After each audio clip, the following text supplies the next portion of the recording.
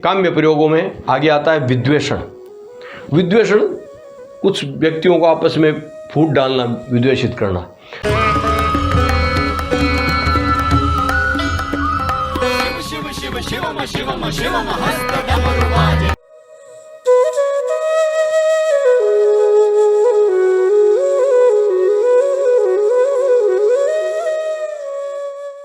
साधक उल्लू के पंख की लेखनी से शमशान के कपड़े पर यंत्र लिखें।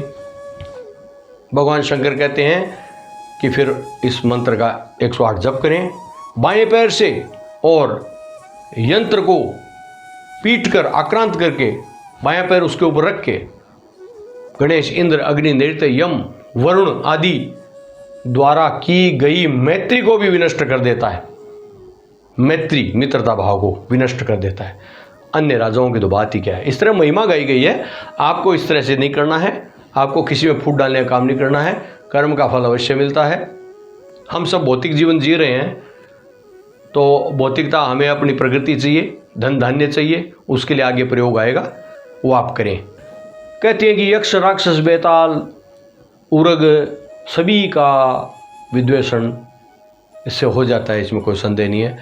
काम्य प्रयोगों में, वीसा यंत्र के काम्य प्रयोगों में अगला प्रयोग आपको बताने जा रहा हूं, तो वो है, भगवान शंकर कहते हैं पार्वती से कि मैं शांति कर्म अब आपको बताऊंगा।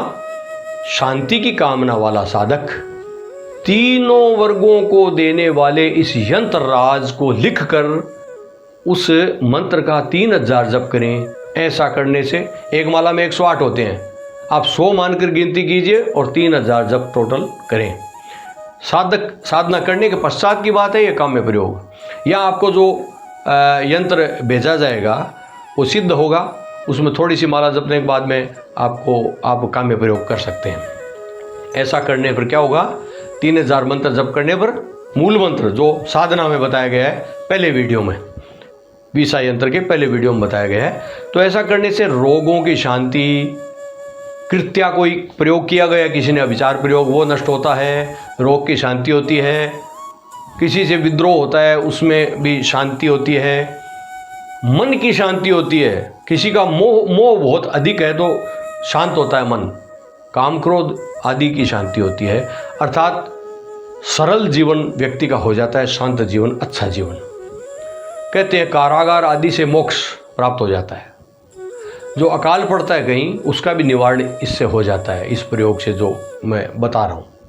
भगवान शंकर कहते हैं पार्वती को कि ये जो 6 प्रयोग, जिसको षटकर्म कहते हैं, ये मैंने आपको बताए। भगवान शंकर ने पार्वती को बताया कि कल्पना से ही सिद्धियाँ प्राप्त होती है, इसमें संदेह नहीं है। अर्थात ये तरीके से यदि कर लिया जाए तो सिद्धि प्राप्त होती है। इस वीसा यंत्र का बड़ा महत्व है। आजकल कई यंत्र ऐसे चल रहे हैं, दुर्गा वीसा यंत्र, चंडिका वीसा यंत्र, ये वो सब ठीक है, मॉडिफाई किए हुए हैं। मूल वीसा यंत्र यही है। मैं आपको शास्त्र की बात बता रहा हूँ, प्रमाणिक बात बता रहा हूँ।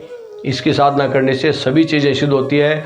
भगवान शंकर कहते हैं कि अणिमा आदि 8 सिद्धियों को सिद्ध कर लेता है साधक, और काम, क्रोध, लोभ, मोह, मद आदि सब से छुटकारा मिलता है। देवता भी उसकी प्रशंसा करते हैं। इस तरह से इसका बहुत महिमा मंडन किया गया है और अनेक जन्मों के पुण्य को पाकर इस यंत्र की साधना दीक्षा मिलती है, ऐसा भी बताया गया। दुर्लभ है ये, भगवान शंकर ने इसकी बहुत महिमा गाई है। उसके लिए भूलोक और पाताल मंडल में कोई भी कार्य असाध्य नहीं है, सब सिद्ध हो जाते हैं। भावना करने से ही सिद्धि हो सकती है कोई भी कार्यों की, इसमें कोई विचार नहीं करना चाहिए। भगवान शंकर ने पार्वती को बताया कि अंत में मोक्ष को प्राप्त होता है व्यक्ति।